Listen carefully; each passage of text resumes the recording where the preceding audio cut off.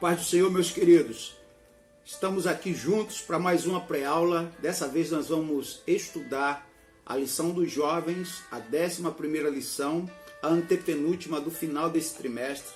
Já estou com saudade desta revista que traz aí uma abordagem sobre o livro de Atos dos Apóstolos, as missões da igreja, a biografia da igreja e a ação do Espírito Santo nas páginas criteriosas do livro de Atos. Vemos a presença do Espírito Santo desde o primeiro até o último capítulo. E hoje vamos estudar a cura de um coxo de nascença. Esse coxo que foi alvo de um milagre através do ministério do missionário Paulo, o apóstolo Paulo, ali juntamente com Barnabé. Então, você que não é inscrito no canal, eu quero dizer para você, você que entrou aqui, parece que foi por um acaso, mas nunca é por um acaso, porque Deus está no controle. Eu gostaria de te convidar para fazer inscrição aqui no canal, tá? Ativar o sininho para você ficar por dentro das notificações e novos vídeos.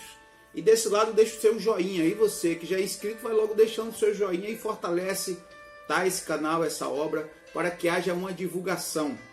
Então quero dizer para você também que de repente não é professor de escola bíblica, não é superintendente e entrou nesse canal com o intuito de estudar um pouco a palavra de Deus. Não tem problema, nós explicamos de uma forma sucinta e tentamos compactar o máximo para que você entenda em rápidas palavras de forma muito objetiva. Dentro deste assunto nós temos três tópicos e alguns subtópicos. E entre tópicos e subtópicos nós temos objetivos que são os objetivos específicos. Nós temos 3 tópicos dessa lição e cada um tópico corresponde a um objetivo específico. O primeiro objetivo específico é mostrar como se deu a expansão do evangelho, principalmente entre os gentios. 2. Destacar a cura do coxo. E 3. Refletir acerca da reação da multidão diante do milagre da cura. Então, primeiramente, mostrar como se deu a expansão do evangelho, principalmente dos gentios. A Bíblia mostra aqui, a partir desse capítulo, que é o capítulo 13 de Atos, algo muito interessante. A Bíblia mostra aí um porta-voz do capítulo 1 ao capítulo 12, o porta-voz da igreja. No contexto de Atos é Pedro. Pedro é o porta-voz até o capítulo 12. Agora, a partir do capítulo 13, a coisa muda de figura. Aqui, o foco é o ministério de Paulo. O ministério de Paulo começa a ter um foco desde o capítulo 13 até o final do livro de Atos dos Apóstolos. E o que eu acho curioso é que aqui começa falando, no capítulo 13, versículo 1, a igreja que estava em Antioquia havia alguns profetas e doutores. A Bíblia não diz quem era profeta e também não diz quem eram doutores aqui, nesse texto aqui.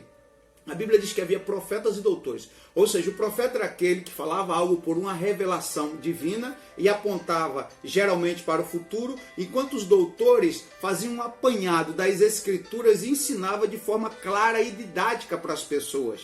Mas a Bíblia mostra aqui que nessa reunião havia profetas e doutores, entre eles Barnabé, Simeão, que era o chamado Níger, Lúcio, o Cirineu e Manaém, que fora criado com Herodes, o tetrarca e Saulo. Então, dentre esses aí, havia pessoas distintas aqui, mostra que houve homens até, inclusive, criado junto com Herodes, o tetrarca. E se você quer saber a respeito dos tipos de Herodes, dê uma olhadinha na lição passada, mas o que me chama a atenção é que, desses aqui, o primeiro, a Bíblia fala sobre Barnabé, e o último, nesse texto aqui, fala sobre Saulo. E é justamente esses dois, servindo eles ao Senhor e jejuando, disse o Espírito Santo, apartai-me a Barnabé e a Saulo. Ou seja, Deus chamou o primeiro da lista, no capítulo 1, do capítulo 13, o versículo 1, mostra o primeiro da lista, Barnabé, e o último da lista, Saulo. E agora no versículo seguinte diz assim, aparta-me Barnabé e Saulo. Então o Espírito Santo começa a nos dar a primeira lição. A primeira lição é que o Espírito Santo apartou Barnabé para estar do lado de Saulo, Saulo para estar do lado de Barnabé. Ou seja, o crente mais experiente, aquele que tinha mais tempo de igreja, aquele que tinha mais experiência com a comunidade cristã, juntou-se com aquele que tinha menos experiência, que era um recém-chegado. Haja vista que Paulo já tinha passado um período de 14 anos no deserto da Arábia, como o próprio Barnabé o chamou. E ali no finalzinho do capítulo 12, mostra Barnabé conduzindo Paulo a Jerusalém. E ali, dentre essa reunião, a Bíblia diz assim, que a igreja que estava em Antioquia, havia alguns profetas. E aqui em Antioquia, eles agora, dentro dessa reunião, receberam ordem do Espírito Santo para trabalhar juntos. Então o Espírito Santo bota sempre junto pessoas com mais experiência e com menos experiência. Fazendo uma comparação ilustrativa, eu sei que para pessoas que não têm maturidade seria difícil entender, mas eu acredito que eu estou falando com pessoas que têm maturidade. É igual uma pessoa que compra uma junta de boi. Isso desde a época bíblica, que um boi novo era colocado com um boi experiente, com um boi velho. E a mesma canga, que era a mesma presilha de madeira, né? O mesmo jugo, que era aquela ferramenta colocada sobre o pescoço do boi, era colocado em ambos para andarem aparelhados. O mais novo era teimoso, mas ia aos passos do mais antigo, do mais experiente. Então o boi experiente acabava levando o mais novo para que ele se adequasse, se adaptasse àquele serviço, àquele trabalho. A mesma coisa, enquanto o novo tem virilidade, enquanto o novo tem força, enquanto o novo tem fôlego, enquanto o novo tem criatividade, vontade, quer fazer, o mais velho tem experiência de ensinar a superar, a suportar, a ter paciência, a trazer lições de vida. Então tá aí, a primeira coisa que aprendemos é que Deus sempre coloca alguém mais experiente junto daquele menos experiente para que ambos ganhem. Um ganha em vigor, em força, enquanto o outro ganha em experiência. Vamos adiante. E a Bíblia diz aqui, nesse objetivo, que é mostrar como se deu a expansão do Evangelho, até então a igreja tinha um conceito judaizante. Até que quando o centurião se converteu no capítulo 10, e Pedro, ele sentiu que o Espírito Santo, por Jesus ter batizado aquela família, a família de Cornélio com o Espírito Santo, era necessário que eles descessem as águas. Quando os gentios desceram as águas e foram introduzidos na igreja sem passar pelo judaísmo, ou seja, sem precisar da circuncisão, eles entenderam que o evangelho, daquilo que Jesus falou no capítulo 1 de Atos, versículo 8, semei testemunho em Jerusalém, Judéia, Samaria, até os confins da terra, estava para se cumprir. Então a igreja começou agora a ter interesse em enviar missionários para espalhar o evangelho entre os gentios. Então a proposta era os missionários passarem na ilha de Chipre e depois levar o evangelho adiante em Icônio, Listra e Derbe. E quando chegou em Listra, a Bíblia mostra ali as operações, os milagres de Deus através da vida dos missionários, quando aquele homem do capítulo 13, versículo 10, desafiou o evangelho, e a Bíblia mostra que ficou cego diante de Paulo. Paulo ali foi usado nos dons de maravilhas, e aquele homem ficou cego. João Marcos ficou assustado com aquele milagre e pediu para voltar. E acabou voltando, sendo que a passagem estava paga, a igreja já tinha patrocinado tudo, ele não poderia voltar daquela empreitada, mas ele voltou. E prosseguiu adiante, saiu os 3 da igreja em busca de fazer a obra, de cumprir sua missão. Era Barnabé, seu sobrinho João Marcos e Saulo, que era Paulo. E agora só estava Paulo e Barnabé. E a Bíblia diz que eles foram para Icônio, Listra e Derbe, como eu falei. E chegando lá, a Bíblia diz que eles pregaram o evangelho e muitos creram no Evangelho de Cristo, através deles. Então eu quero falar para você, estimado professor, incentive seus alunos às missões no campo não só transcultural, mas também aí, né, na rua da sua igreja, no bairro da sua igreja, nas vielas, nas favelas, comunidades da sua igreja, porque Deus sempre honra o missionário, independente aonde quer que ele pregue. Deus sempre honra o missionário. E a Bíblia diz o seguinte, que aqueles 2 homens de Deus agora estavam amando do Senhor na direção do Espírito Santo, e a igreja de Antioquia se tornou o centro missionário. E aquela igreja estava satisfeita em enviar aqueles missionários. E a Bíblia mostra o seguinte, que quando eles estavam pregando a graça salvadora, eles agora estavam chegando à cidade de Listra. E a Bíblia diz que ao chegar à cidade de Listra, ali na porta daquela cidade, havia um coxo, um paralítico de nascença. E a Bíblia diz que ele ouviu Paulo pregar. E a Bíblia não relata com precisão há quanto tempo ele estava na porta daquela cidade. Tá? Os historiadores dizem que o templo ficava do lado de fora, então ele estava de frente ao templo de Júpiter. Outros dizem que ele estava atrás da muralha. mas há de se convir que não se há provas de que a cidade de Listra tinha muros. A verdade é que ao estar na porta daquela cidade, ele estava num lugar estratégico. Lembra de Bartimeu? Quando a Bíblia diz, lá no capítulo 10 de Marcos, que Bartimeu estava à porta, na passagem de Jericó, entre a antiga e a nova Jericó, os mendigos sempre ficavam em lugares estratégicos onde pessoas passavam. Lembra do paralítico do capítulo 3 de Atos, da Porta Formosa? Sempre são lugares estratégicos. E com esse homem não foi diferente. Ele estava num lugar estratégico onde as pessoas passavam para lá e para cá. Mas até então ninguém resolveu o problema dele. Mas naquele dia, aqueles homens de Deus estavam pregando a mensagem. Quando Paulo viu, a Bíblia diz que Paulo recebeu o discernimento. Paulo tinha o discernimento, que é o dom de diacrise. É olhar além da superfície, é olhar o que está por dentro. Paulo viu o que estava dentro do coração daquele homem. Percebeu que ele tinha muita fé porque ele ouviu. Em Romanos 10, 17, a Bíblia diz que a fé vem pelo ouvir e ouvir a palavra de Deus. Quando nós atentamos para ouvir, ao ouvir a voz do Senhor e a palavra de Deus, aquilo gera fé em nós. Por isso que o salmista diz, a tua palavra escondi guardada no meu coração. Então a palavra entrou no coração daquele homem, lhe gerou fé, e Paulo, ao ver a fé daquele homem, ele mandou aquele paralítico andar. É engraçado que o paralelo entre os milagres do capítulo 3 de Atos e esse milagre aqui do capítulo 13 em diante, mostra o seguinte, que quando Pedro mandou aquele paralítico do capítulo 3 andar, nós não temos prata nem ouro, ele deu as mãos e levantou aquele paralítico. Paulo não deu as mãos, Paulo foi apenas com o poder da palavra de Deus, o milagre foi liberado. Então, para cada pessoa, Deus cura de uma forma, Deus faz um milagre de um jeito. Então, quando aquele homem pulou, a Bíblia diz que os seus pés se afirmou, possivelmente como ele era coxo, os pés eram tortos, né? Era a doença chamada de pés de taco, quando os pés são tortinhos e não conseguem se firmar sobre os próprios pés. Naquele dia ele se firmou, os pés voltou ao lugar, cada osso voltou para o seu lugar, cada nervo voltou para o seu lugar e aquele homem começou a andar. A Bíblia diz que primeiro ele saltou e depois andou. Veja os verbos, saltar primeiro e depois andar. Imagina só, que só Deus faz um homem que estava vivendo uma miserabilidade saltar de alegria. Ele saltou e depois começou a andar. Aquilo chamou a atenção das pessoas que estavam ali por perto, passando por ali, e eles agora quiseram sacrificar aqueles dois homens de Deus, comparando Paulo e Barnabé com duas divindades do panteão romano, né? Os deuses romanos Júpiter e Mercúrio. Mas por que compararam Paulo com Mercúrio? Porque Mercúrio, além de ser menor, Mercúrio na mitologia era filho de Júpiter. E Mercúrio estava associado ao deus Hermes, enquanto Júpiter estava associado a deus Zeus.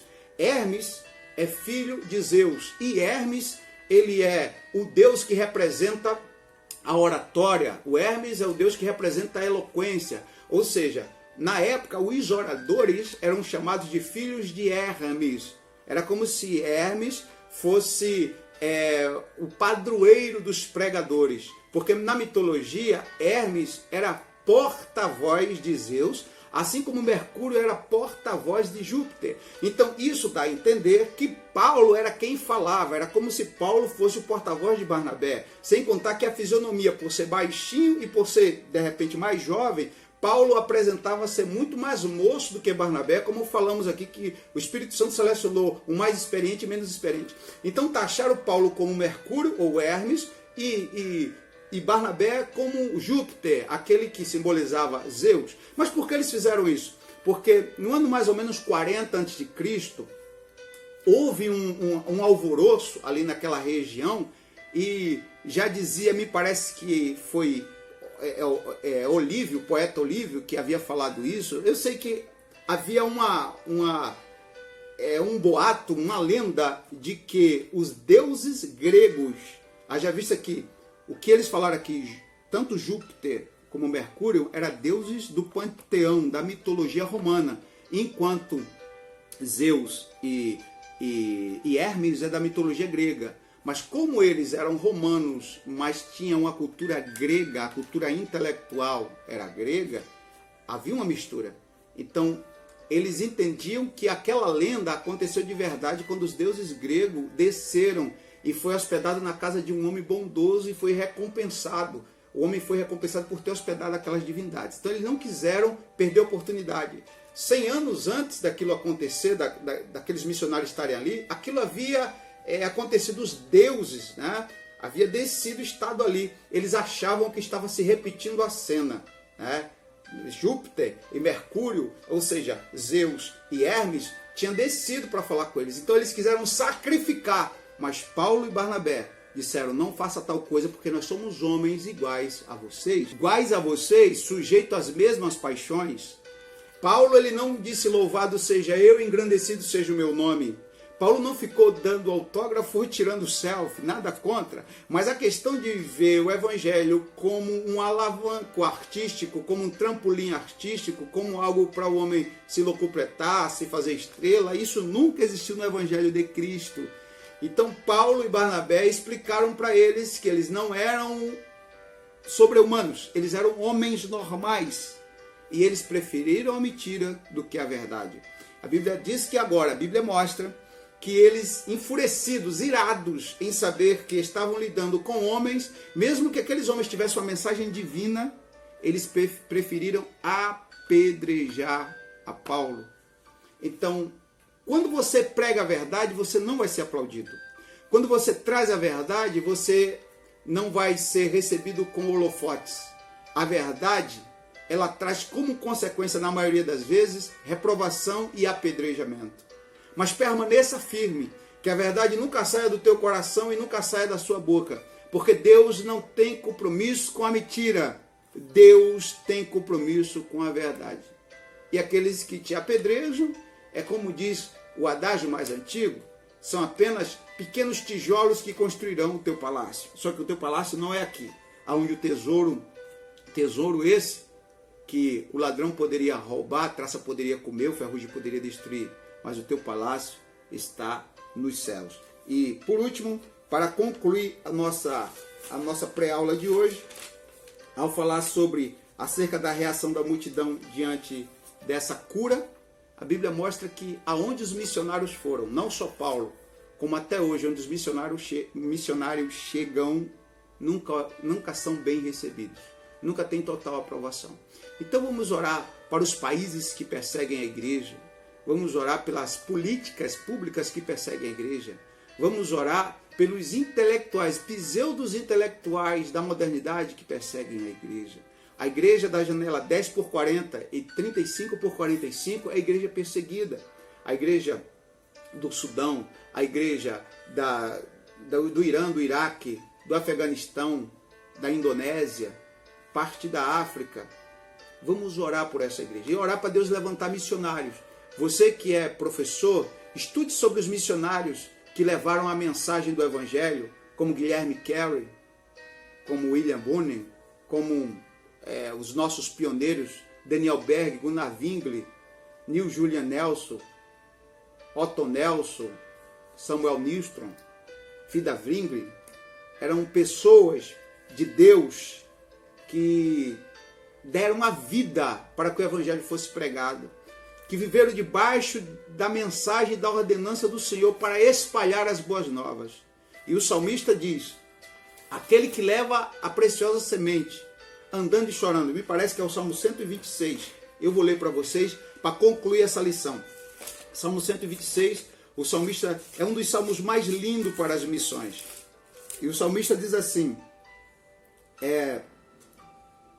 quando o Senhor trouxe do cativeiro os que voltaram, Senhor, estávamos como os que sonham, então a nossa boca se encheu de riso e a nossa língua de cântico. Então se dizia entre as nações: grandes coisas fez o Senhor a estes, grandes coisas fez o Senhor a nós, por isso estamos alegres. Faz-nos regressar outra vez o cativeiro, Senhor, como correntes do sul. Os que semeiam, agora versículo 5, os que semeiam com lágrimas cegarão com alegria. Aquele que leva a preciosa semente andando e chorando, voltará sem dúvida, com alegria, trazendo consigo seus molhos. Ou seja, levou a semente chorando para plantar. E depois do fruto, a Bíblia diz que voltará com alegria. Paulo disse que ele plantou, Apolo regou, mas é o Senhor que dá o crescimento. E quando o Senhor dá o crescimento, o fruto vem no momento certo. De repente, você que entrou nesse canal, você é um evangelista, é um pastor, e está implantando igreja, fazendo a obra de Deus, e parece que não tem resultado. Eu quero falar olhando dentro dos seus olhos. Deus vai fazer com que na hora certa você venha colher os frutos daquilo que você plantou, regado com lágrimas. Independente de qual seja o sertão, o deserto que você esteja plantando, saiba que Deus vai fazer com que haja frutos nessa semeadura. Deus abençoe a sua vida. Eu quero convidar você que não é inscrito para se inscrever nesse canal. Desse lado, deixe o seu joinha. Deus em Cristo te abençoe. Obrigado, Senhor, por esse momento de estar aqui com meus irmãos. Deus em Cristo te abençoe a tua casa, a tua família e até a próxima, querendo Deus. Continue orando pelo nosso ministério e divulgando essa mensagem. O Senhor te abençoe e te guarda em nome de Jesus. Paz!